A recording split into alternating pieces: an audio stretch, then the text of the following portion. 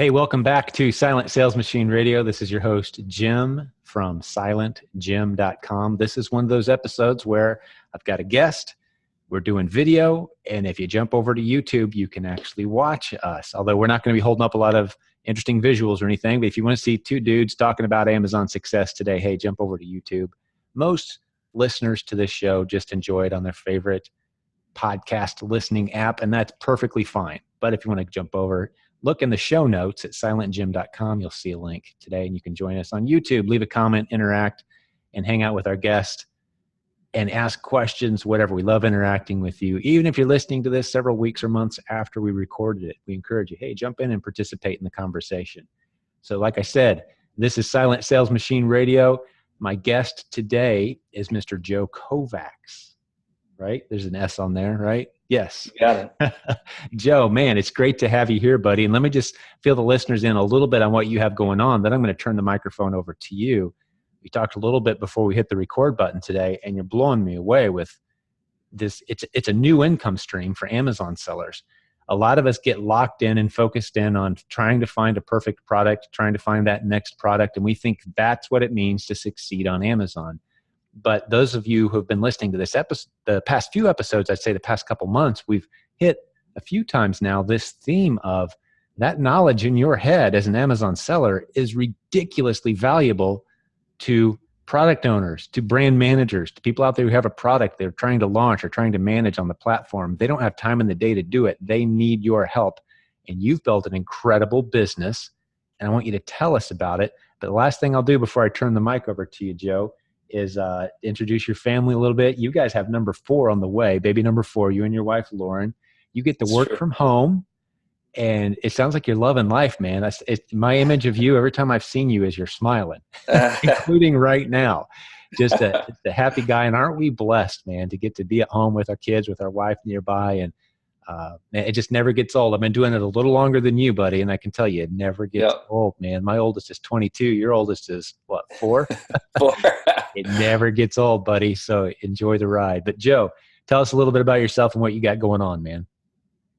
Yeah, so, we got started with Amazon, I think, back in 2015, January of that year. And at the time, I was teaching full-time. I was a high school teacher.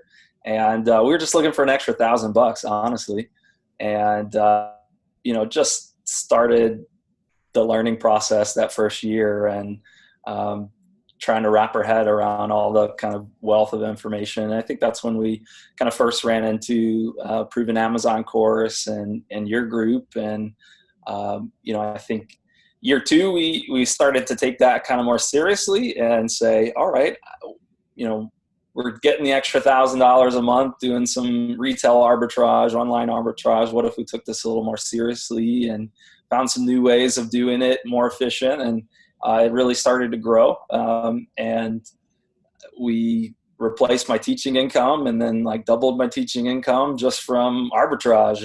And it was, I think, an eye opener for us. Wow, we knew we could make some money online, but this is actually real money. And yet at the same time, there was risk associated.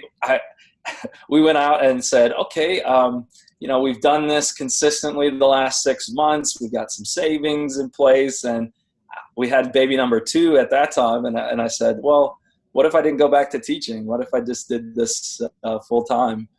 And I think at first my wife thought I was a little crazy, but she got behind the idea, and then within a month of baby number 2 coming down the pipe, we got our account suspended, and I was like, oh no, what's plan B? We knew there was some risk associated with how we were doing it, but we figured, hey, we've got at least a little more time to move on to some other ways, wholesale or private label or something to kind of spread those out. And in fact, we didn't have a lot of extra time. So it kind of brought us back to the drawing board. And I think we started diving into some of the PPI and proven product partnering courses from your group to just say, okay, what could it look like to do this a little bit differently? And it really got us thinking about, our business model as a reseller, where in some ways we were starting to catch flack. These brands didn't want us to be there necessarily. And so just realizing maybe we're lining up on the wrong side of this equation, where instead of being a trusted partner or a valued partner, we're kind of seen by brands as, kind of siphoning off their value for some margin. We're kind of seen as something to get rid of, as just purely another reseller. And so it just got us thinking about, okay, how could we become more valuable to brands? How could we become more of a help, a trusted partner? Instead of fighting against them, we're working with them. And let me just commend you too, because you kind of breezed through a part of the story there where I've seen a lot of people kind of get discouraged and throw in the towel at the point where the game shifts a little bit. Some people just like, I'm done with this. What's next? Yeah.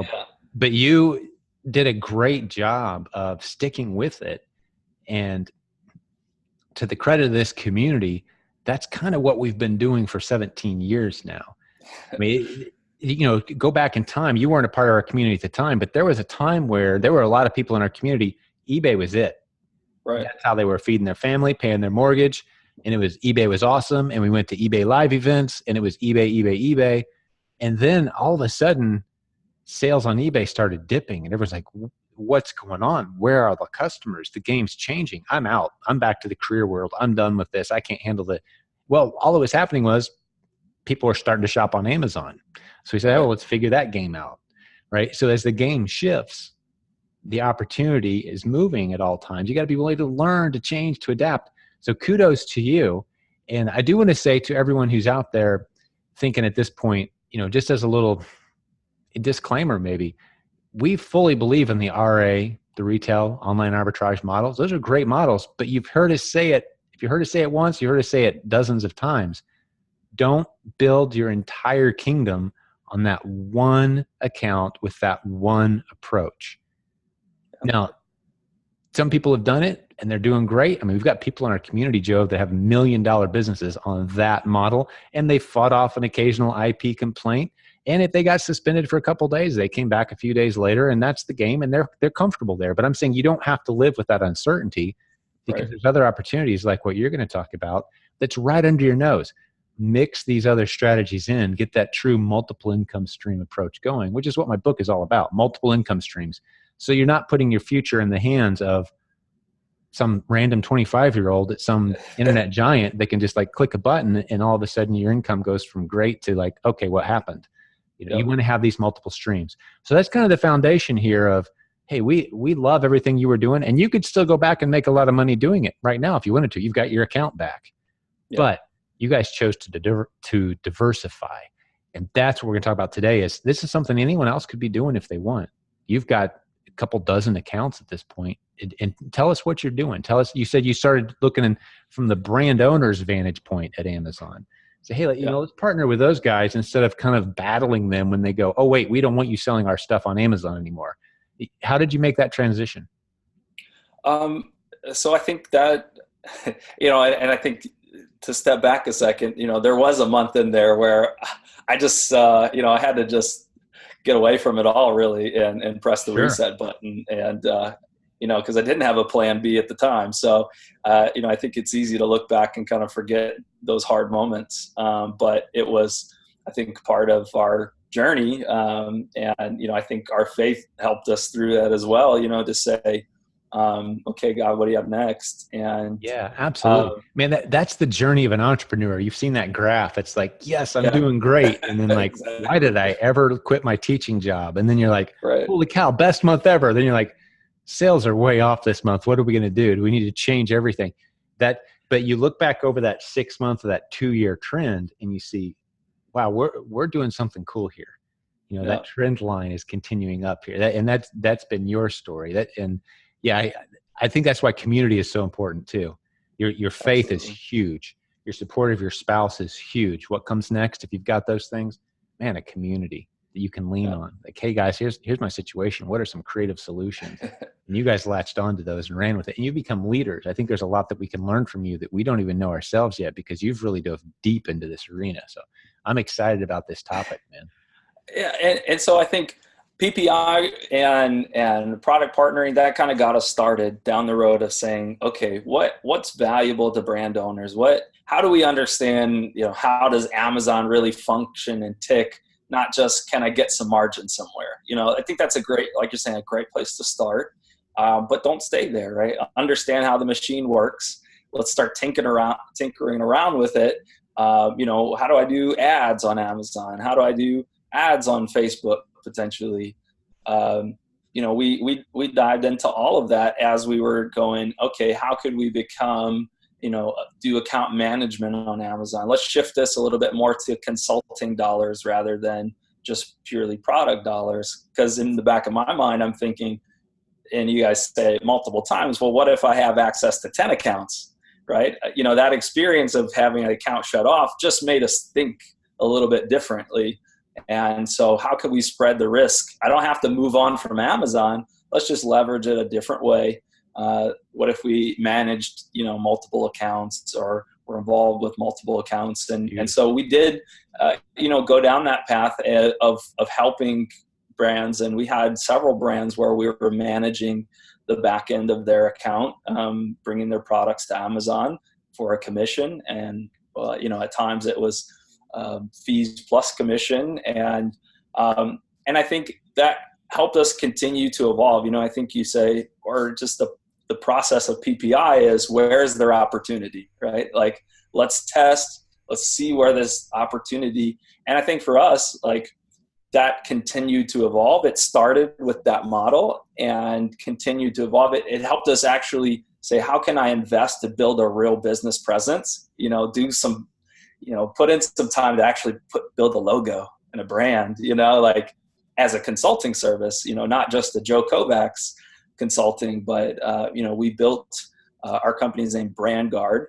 And, one of the things, I guess, that early trend we saw coming was Amazon is starting to give brands a little bit more leverage to control their presence on Amazon. It's not as much the Wild West as it was, say, 3-4 years ago, where brands had no say. And so, that kind of got us down to, there's probably some areas of brand protection that are important to brands. And so, we heard a good talk that basically said, look, brands, to start thinking like the brand, what are they concerned about? They're not the enemy, right? Like, most of them they've got all the product, they've got the IP, they've got the trademarks, right? So instead of being there, kind of fighting against them as maybe an unwanted reseller, how could we help them with things like price erosion, which is something a lot of brands face on Amazon when they get,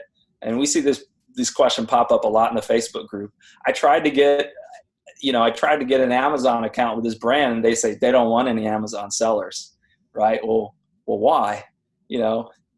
Think about it from their perspective, not just yours. It's not just a $500 product sale. It's you plus 25 other sellers all competing for the buy box has a tendency to drop the price, which for most of these brands, especially the larger ones, Amazon is not the major channel for them. They're still majorly into retail. And so, if the price is dropping on Amazon, we talk with brands, Target won't carry their product anymore because the price is too low on Amazon. And so, price, how their brand is represented from a content perspective, how many third-party sellers have just taken a quick picture and thrown up a listing of a brand, Right. And price it wherever they want to. Let me make a few observations as I'm listening to you go through this, Joe. One of them is the opportunity. Let's shape I don't think I've ever stated it this way, but as I was listening to you, it kind of started to shape out in my mind that maybe a new way to describe this opportunity is, and if you've been to ASD or a big trade show where there's a lot of different products being sold by a lot of different vendors, you'll hear this theme of brands don't like Amazon. They don't like Amazon sellers. I mean, that's the tide that's kind of shifting a little bit. It used to be anyone and everyone, hey, get down there, sell a bunch of stuff. And now it's like, our brand doesn't really like Amazon anymore. Well, why not?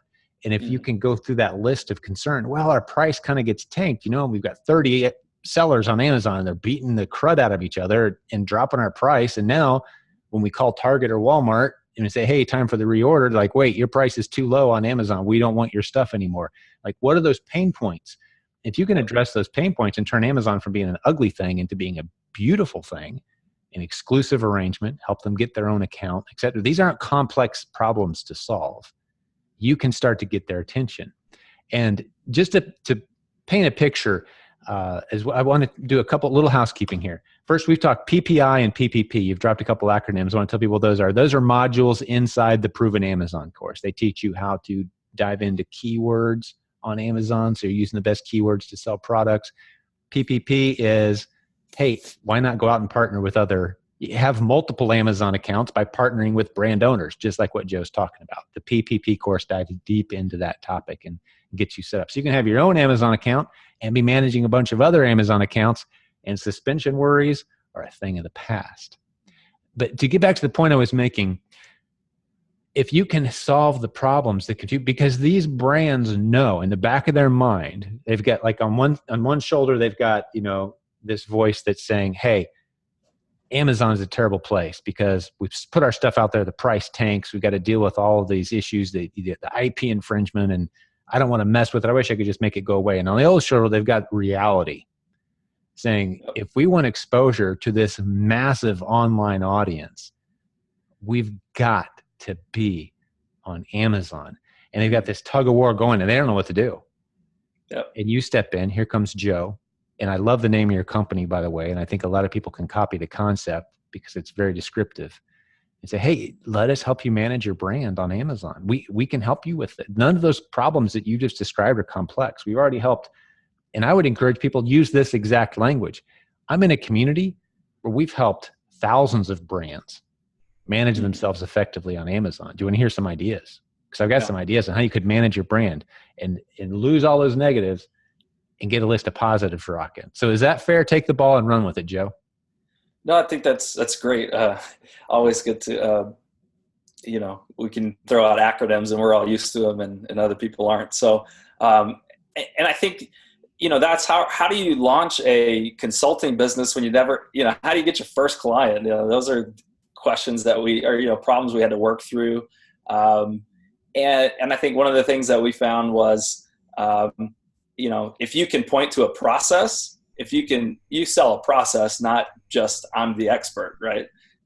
And so if you can outline a process of how you're going to take them from A to B or A to Z, hammer that home, and that can help give them confidence and you confidence that you know what you're doing.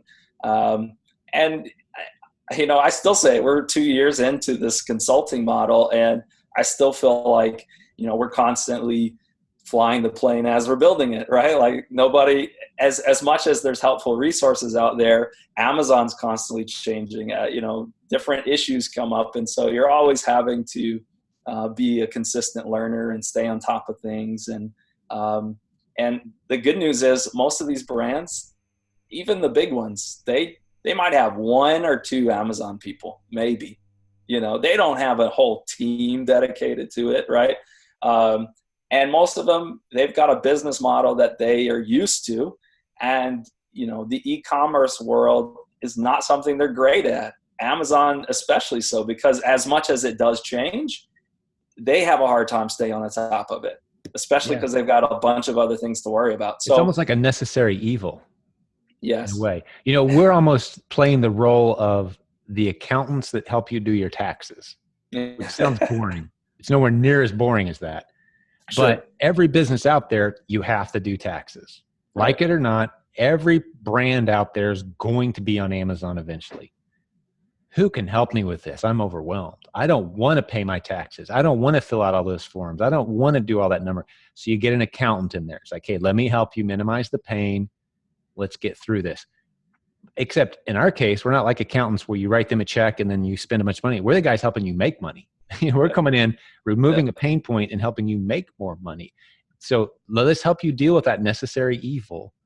And we're not talking just small brands here. You guys just signed a Fortune 500 company, right? I mean, Yeah. every brand out there needs help. They're struggling with this, and we're positioned better than anyone. The people in this community, the listeners to this podcast, the students of the Proven Amazon course, we're positioned better than anyone to be the guides. We're like the Daniel Boones carving through the wilderness into this new land for these businesses, man. I mean, we're the ones that are equipped to do it. As little as we know about what's around the next corner, we know so much more Yeah. people following us do. And Sure. they're just completely confused by the process. I'm sure you've seen that too. You'd have stories. I'd love to hear what ideas come to mind as I make those observations. Yeah, absolutely. And I think, along those lines that a lot of brands that we talk to, right, they've got kind of, I would say, love-hate relationship, but sometimes it's kind of hate-hate relationship. They're selling to Amazon directly.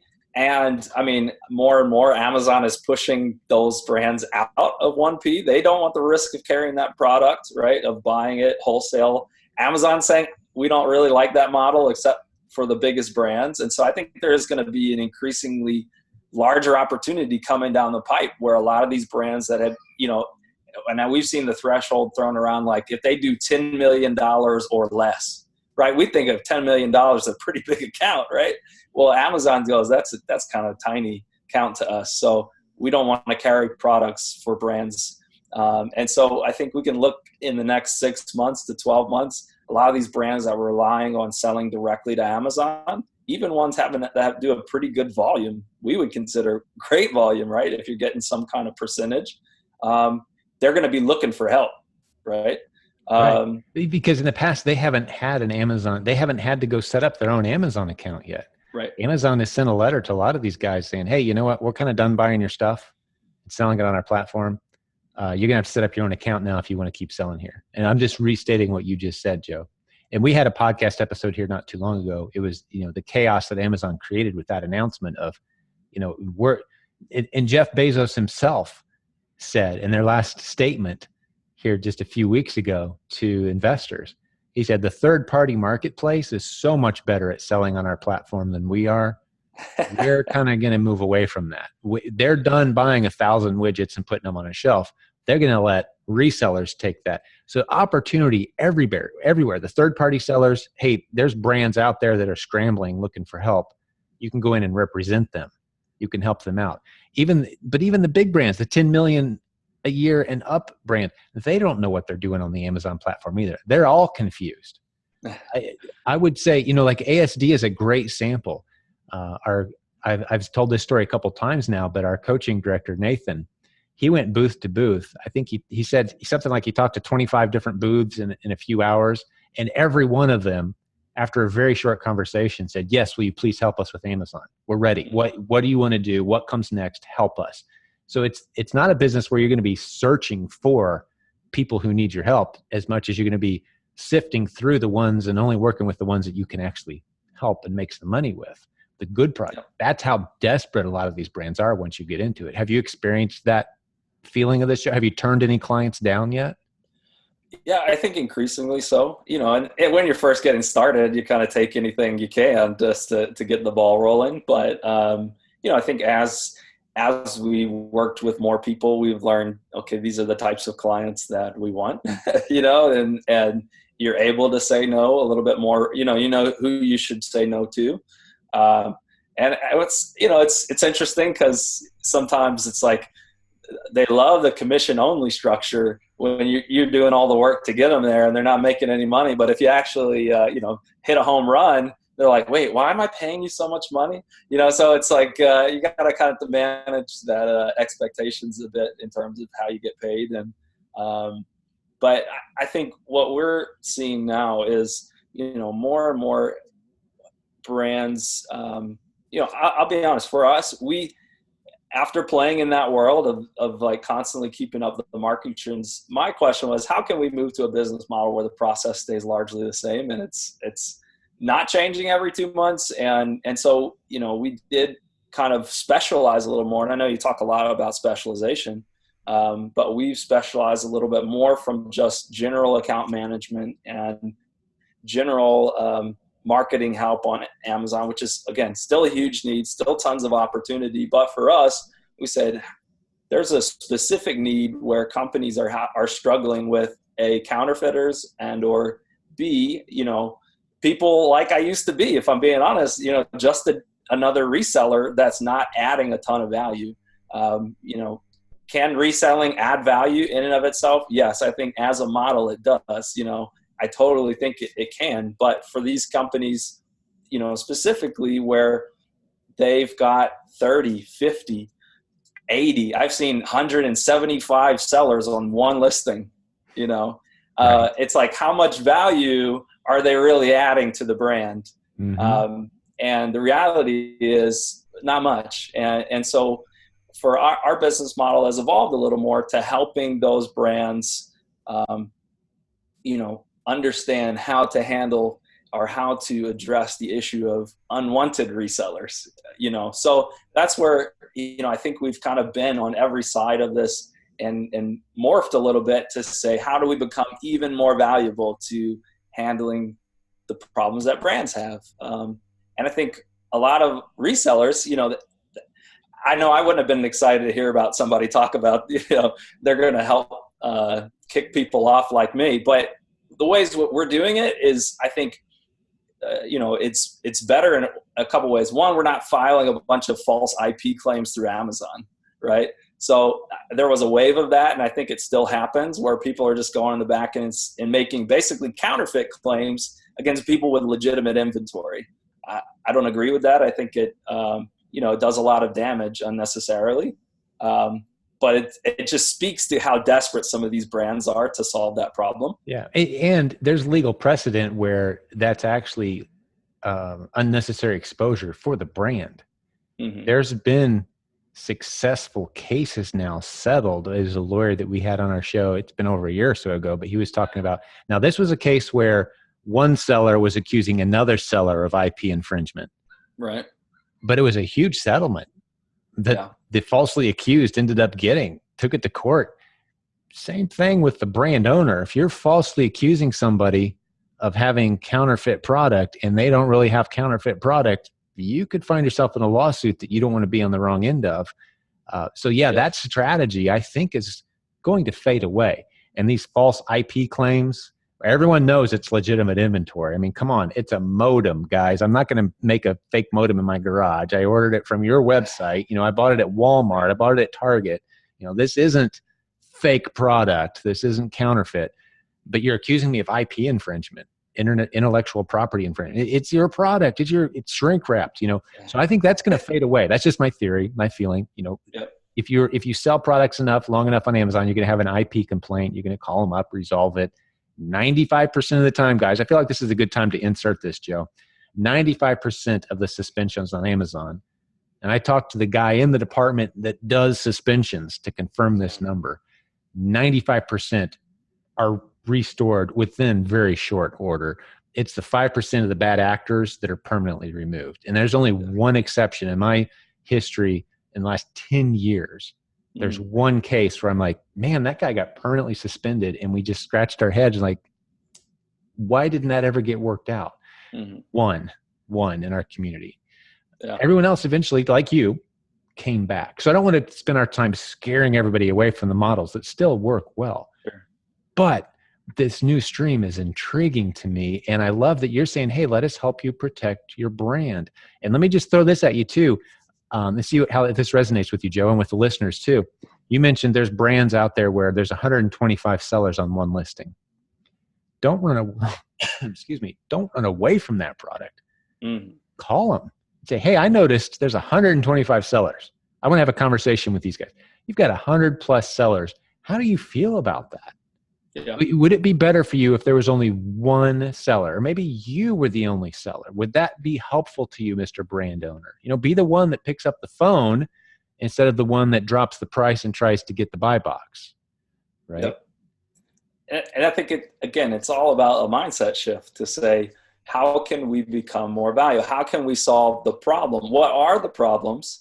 It involves asking questions and listening and then, how can we help you solve them? And so, I think especially, why do so many of these brands say they don't want any Amazon sellers is because they're used to people getting their product and just throwing it up there without adding a lot of value. And so when you can come in and add value, by helping them improve what their content looks like, helping them improve, keyword ranking, and, all those things, that is a value in itself that a lot of just typical resellers are not adding to the brand.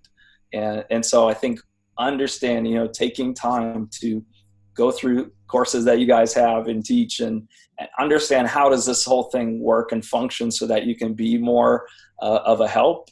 There's brands of all sizes. You're not, we didn't start with a Fortune 500 company. We started with honestly some international brands that wanted to come across the pond, and sell on Amazon US. LinkedIn was a great place for us to get started by just saying, we're a legitimate face. I'm giving away a huge tip, not that it's super secret, but if you want to, I can communicate directly with a VP of a big company through LinkedIn. How else are you going to be able to do that? Right. So if you're looking for a place to get started, set up a nice profile on LinkedIn, give yourself a real company name, put a little effort into it. And that's a great way to get started and just start building relationships. I connected with the guy. We had a little bit of messaging back and forth, and he connected us with our first brand on LinkedIn. And that's how we started doing it. So you had to get started somewhere, and that's where we did it. But I would say, now for us, we're helping solve a very specific problem. And that's helped us open doors for us, because now people know BrandGuard helps people solve problems with unauthorized resellers. Beautiful. Let's do a little, let's run through a scenario here. Yep. First, I'd like you to kind of tell me what's your perfect product. It doesn't have to be, you don't have to give me like the exact product, and you don't give away any of your clients or anything, but kind of describe what are the parameters for you, like, oh, now that's a company we can help. We can make some money together on these guys. Like, what are you looking for? And then part two of that question is, once you identify that perfect client for you guys, this isn't the perfect client for everybody. This is what you guys are looking. You've got 20, a couple dozen plus clients at this point, right? Yep. They've got to start to kind of feel similar in some way. Like, well, how are you guys specializing? Once you've identified, hey, that's a good client, what's your basic pitch? If you had 30 seconds with the brand owner, the decision maker, and you're going to make your best case, take a stab at it for us. You can take a little longer if you want, but you get the gist of my question. Sure. I think for our business, we're not doing marketing help anymore. We are focused specifically on brand protection. So it's any brand that either they want to make the most of the Amazon channel, or Amazon is hurting their other channels. And they have a significant problem with tons of resellers that they don't know who they are. They don't know where they're getting the product from. And they've tried going through Amazon. Amazon can't help. And they need help solving that problem of being able to communicate directly with those sellers. We have the ability to help them, one, build a legal foundation for what they do, because there is a legal foundation for enforcement, and then being able to investigate and communicate directly with sellers to amicably solve the problem. Not a bunch of back-end gobbledygook where we got to try to get their accounts shut down. No, talk to the sellers directly. A lot of times that might wind up in, there is some authorized sellers. Or you're saying, please bring your product down. We're giving them a chance to work it out with the brand, rather than just try to shut them off. So, right. I learned recently, a lot of these brands, they don't even have MAP pricing yet. It could be, that's like minimum advertised pricing agreements for resellers. It sounds like you guys could add a very valuable module onto some of the content that we already have, because a lot of our PPP strategies, which are blowing up, by the way, we've got so many people in our community using this, reach out to brand owners, have a conversation. No matter what stumbling blocks you run into, we've got the resources to help you. But when you start drifting into that legal brand protection arena, that's a unique niche you guys have carved out. I can't say we've got a whole lot of content there. So maybe there's an opportunity for us to get some content from you to enhance our already robust set of offerings that we can kind of help educate you into as a seller. But yeah, and that's how that's a we brilliant partner niche with carved out a for lot sure. of. I'm sorry. So tell me some more specific stories. You get as specific as you can. Like, how have you helped some brands, and fill me in on some details. So for us, it's how do you build credibility when you don't have any? And a lot of the people, that's an objection for getting started in this. They're not going to want to work with me. What am I going to point to? Right. So, one of the ways that we did that is, we identified, again, there's a lot of marketing companies, Amazon marketing companies, that they stand to benefit from us helping their clients with this problem, right? Because they are on a commission structure. And so we've partnered with probably close to 20 different Amazon-specific marketing agencies. And, instead of us going to all the brands directly, these guys already have relationships with 20, 50, 70, even, bigger and bigger, different agencies that already have clients. And so we just landed our first Fortune 500 company. And we've been in business, really doing this for the last 2 years. But that was an introduction from another agency, really. That's beautiful. And so there's just so many branch off opportunities. I love episodes of this podcast where it kind of makes me feel like we've expanded the size of the ocean in people's minds of just the blue ocean concept. Instead of swimming in this little pond and focusing on doing what you did yesterday, realize you're part of this massive ecosystem of opportunities. And so I'll just throw it out there. Mindset shift, right? Yeah. I'll throw it out there. If you have a client or you have a brand that you want to pitch and you see they have this problem, part of the pitch is we can help you solve that problem and do your marketing, right? Like, some people don't want to hear marketing because all their marketing dollars would be wasted on the tons of resellers they have.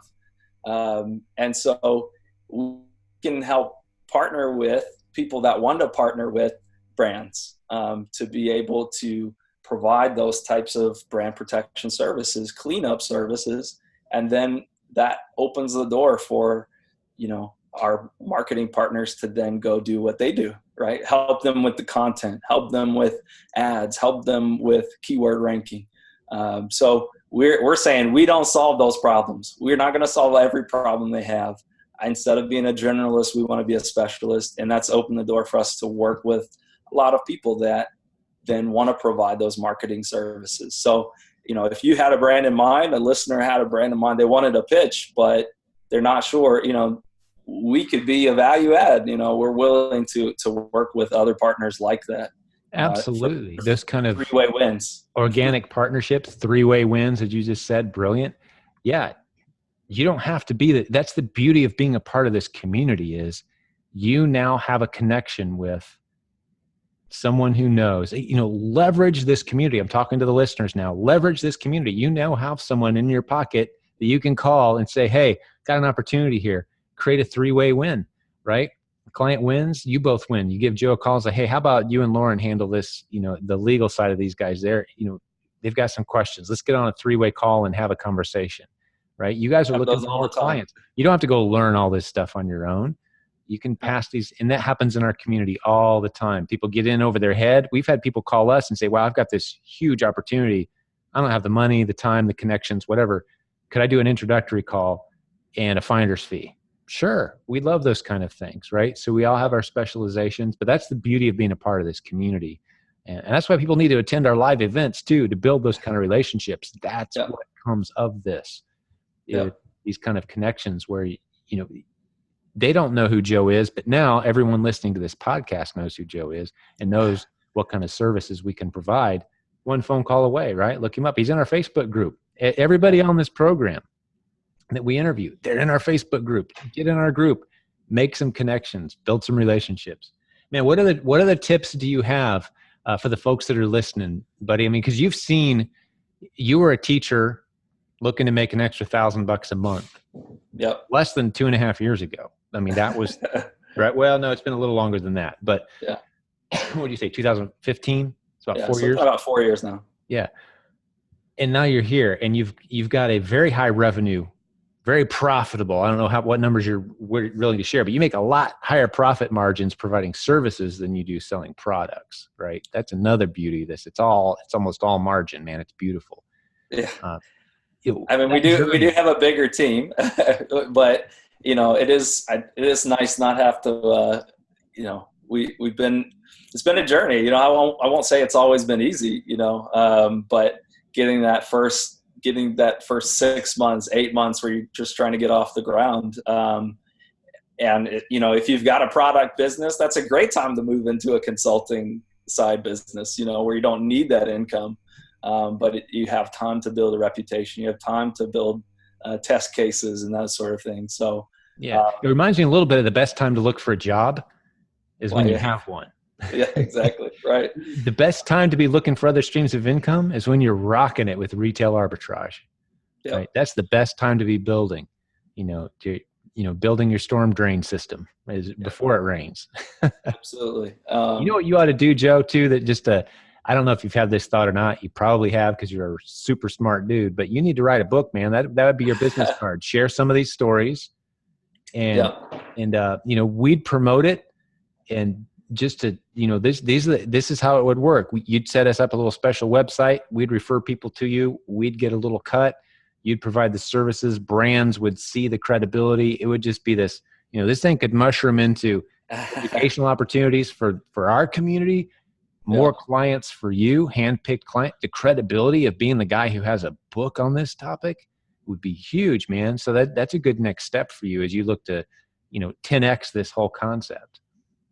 Well, I'll put that on my next quarter's goal. So we can help you with that, man. Servicepublishing.com for the listeners and for you, Joe. SERVUS publishing.com. Greg Perry, he'll write the book for you.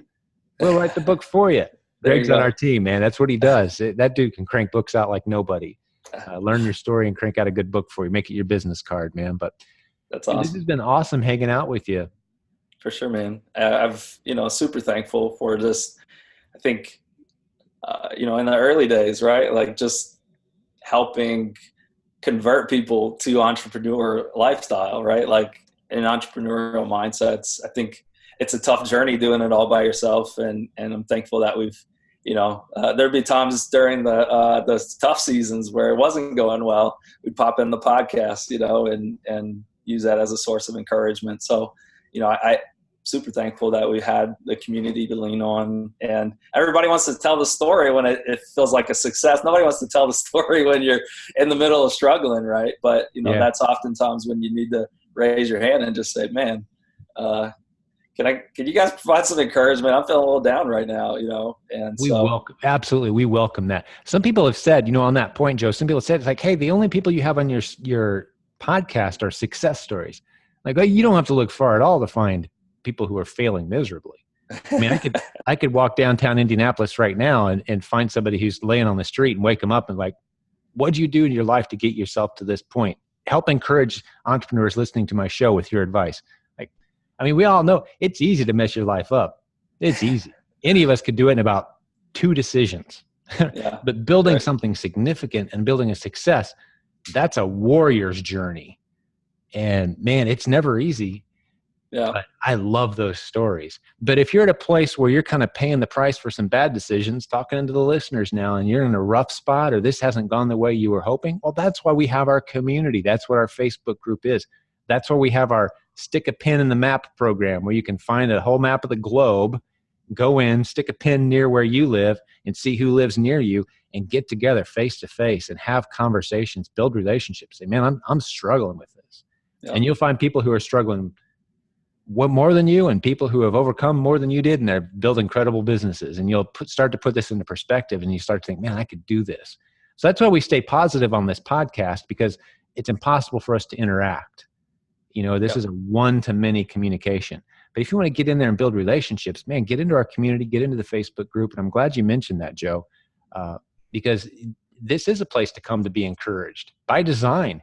You're never going to pop in an episode of our podcast and leave thinking, I'm throwing in the towel. There's nothing to this entrepreneurial journey. There's no opportunity on the internet. It's over, game over. No, we're going to tell you the success stories, the achievers, the overcomers, the people with fewer opportunities than you have, who are doing incredibly big things. So you'll think to yourself, they can do it, I can do it. That's what I want to leave people thinking. And I think you've done that today, Joe.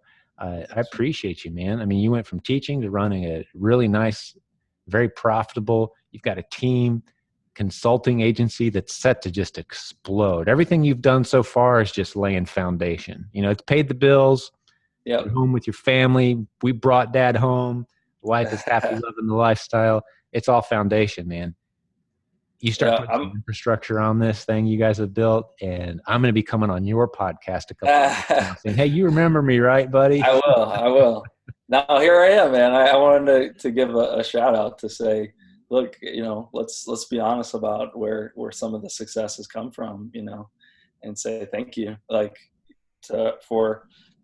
Of course, you guys do what you do, and you don't always hear the stories, but I wanted to come back and share one. So, man, I really appreciate that. Thanks for coming back around. And I want to get an update here, 6 months, a year or so. Come back on, let us know where you're at. You're going to be you're set to just grow, man. If you're a stock, I'm buying, buddy. I'm more excited about the next 12 months than the last 12. So beautiful. Well, keep us in the loop. If there's anything we can do to help you continue to grow on that journey, man. And hey, to everybody who hung out and listened to Joe and I and talked through this, hopefully you're encouraged. I know I'm feeling more encouraged than I was when the show started. So hopefully the listeners are too. This was a lot of fun. Opened up a whole new realm of opportunities and ideas in my head. So hopefully the listeners have the same thing going on with them. But be encouraged. And Joe, to you and Lauren and your beautiful family of soon to be 6. Right or not, you guys, man. We cut it off. We're a family of 7, so you got one more to go. I hear you. But God bless you guys, and God bless all the listeners here who've spent some time with us today. We love doing this. And hey, if you don't mind, jump over to your favorite podcast listening app, leave us a review, let us know what you think, send us an email. If there's someone you think would make a great guest, let us know. If there's content that you feel like's missing, hey, let us know. We love that feedback. It helps shape out the show.